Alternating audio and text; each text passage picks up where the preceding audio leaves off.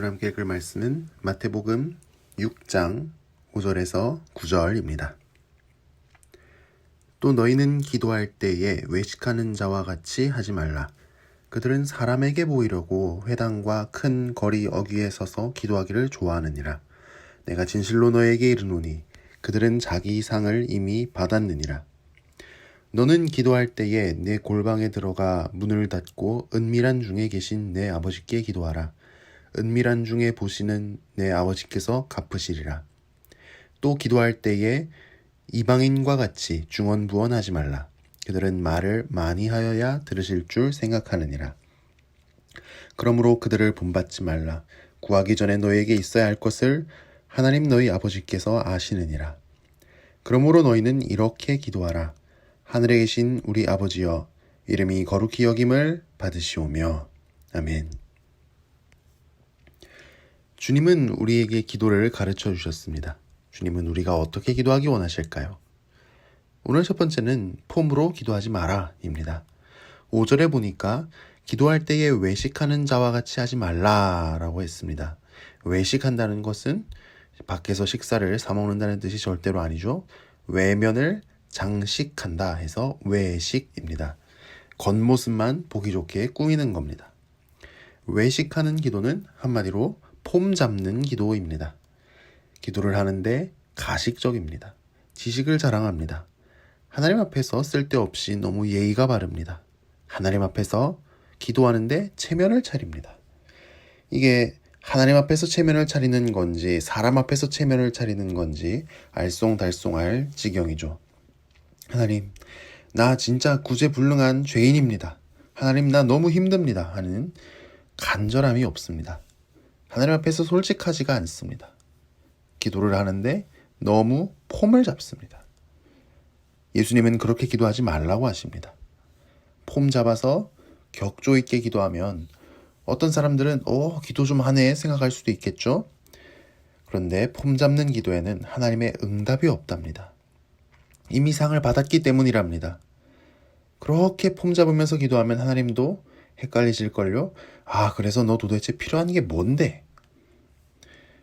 6절에 보면 기도할 때 골방에 문 닫고 혼자 들어가서 은밀한 중에 기도하랍니다. 이걸 보고 그럼 기도는 늘 혼자 집에서 방문 다 잠그고 불 다 끄고 이불 덮어쓰고 그렇게 기도하란 말인가?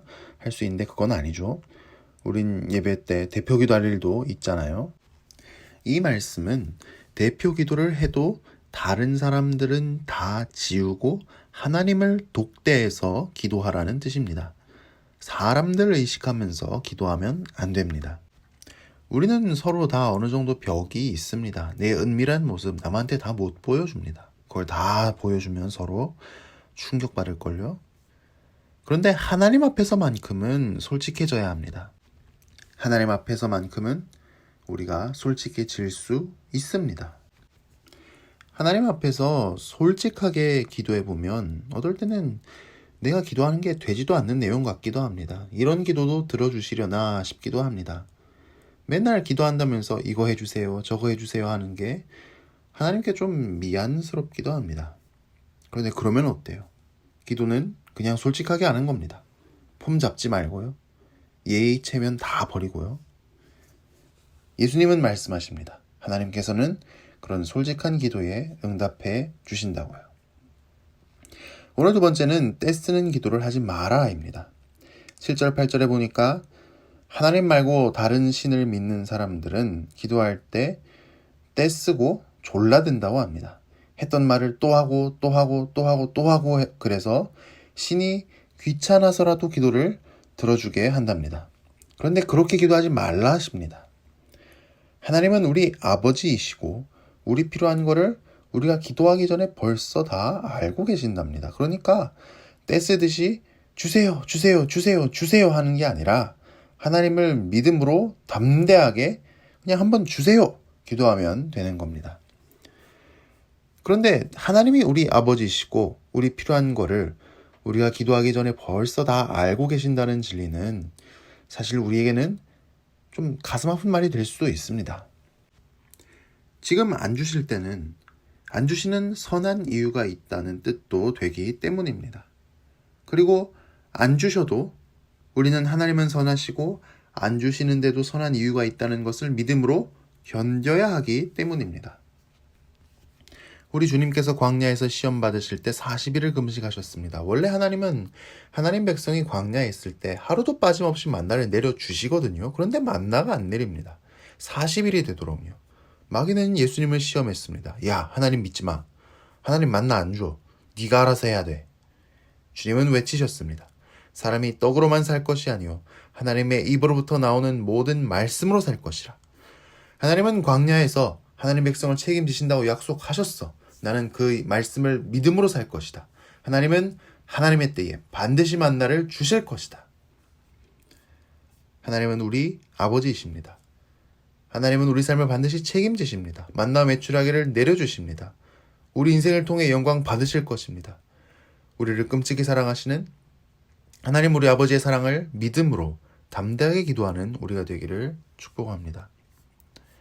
그런데 과거에 기도원 같은 데 가보면 떼쓰는 기도를 해라 이렇게도 가르쳤거든요.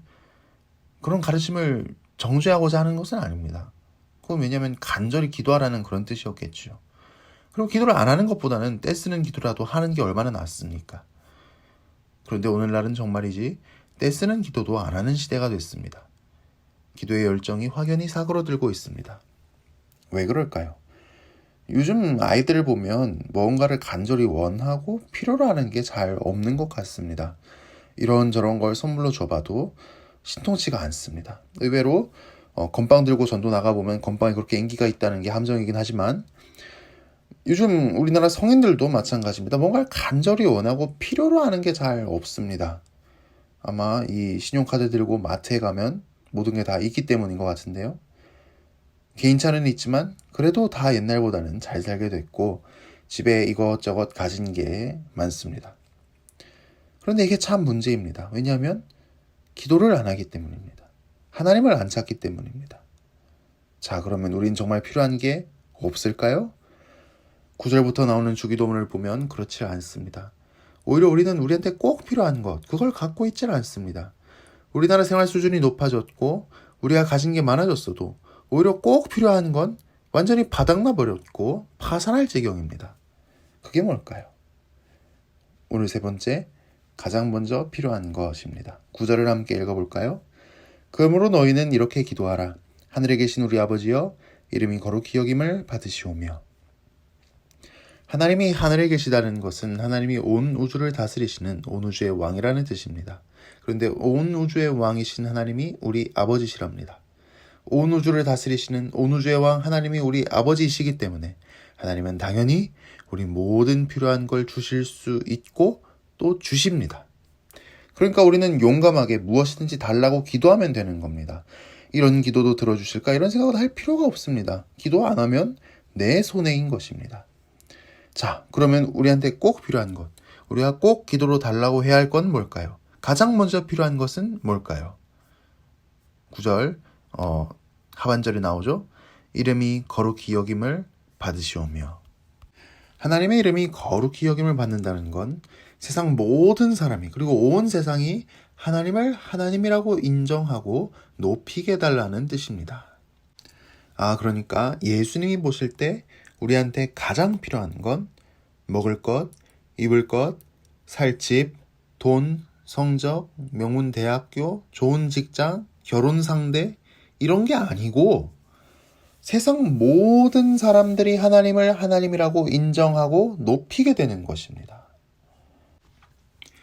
참 우리가 생각하는 필요한 거랑은 다르죠. 지금도 세상에 하나님 안 믿고 방황하는 사람이 얼마나 많습니까? 그리고 우리가 사랑하는 사람들 중에도 하나님께 돌아와야 할 사람들이 있죠. 모두 다 하나님 믿게 해주세요 하는 게 우리의 가장 간절한 소원이 되어야 합니다. 그리고 내 삶을 통해서 하나님 모습이 나타나고 드러나게 해주셔서 많은 사람들이 하나님이 진짜 하나님이라는 걸 알게 해주세요 라는 걸 우리 인생 최고의 목표로 삼아야 하는 것입니다. 내 인생을 통해서 하나님의 이름이 거룩히 여김받게 해달라고 간구합시다. 그게 우리 인생에 제일 먼저 가장 필요한 것입니다. 자녀들을 위해서도 자녀들을 통해서 하나님의 이름이 거룩히 여김받게 해달라고 기도합시다. 그게 우리 자녀들에게도 제일 먼저 가장 필요한 것입니다. 우리가 사랑하지만 주님께 돌아와야 할 사람들, 그들을 통해서도 하나님의 이름이 거룩히 여김받게 해달라고 미리 우리가 담대하게 기도합시다. 하늘에 계신 아버지께서는 주님의 뜻에 따라 간구하는 우리의 모든 기도를 넉넉히 응답해 주실 것입니다. 오늘 아침 하나님 앞에서 솔직하게 믿음으로 우리가 정말 필요로 하는 것, 우리가 가장 필요로 하는 것들을 구할 때 놀라운 응답이 임하게 되기를 축복합니다. 함께 기도하겠습니다. 하늘에 계신 우리 아버지여, 하나님의 이름이 거룩히 여김받기를 원합니다. 지금도 우리가 사랑하는 많은 사람들이 하나님을 믿지 못하고 방황하고 있습니다. 우리가 사랑하는 사람들이 하나님께 돌아오게 하여 주시옵소서. 그래서 하나님을 하나님으로 인정하고 믿고 높이게 되기를 원합니다. 나를 위해서도 기도합니다. 둔한 입술이지만 나의 입을 통해 하나님이 전해지게 하여 주시옵소서. 내가 무엇을 하든지 하나님의 모습이 나타나고 드러나고 보여지게 하여 주시옵소서. 하나님의 거룩하심에 합당하게 살 수 있게 하여 주시옵소서. 오늘 아침 하나님 앞에서 솔직하게 하나님 아버지의 선하심을 믿으며 기도드릴 때 주님의 놀라운 응답이 우리에게 임하게 하여 주시옵소서. 예수님 이름으로 기도합니다. 아멘.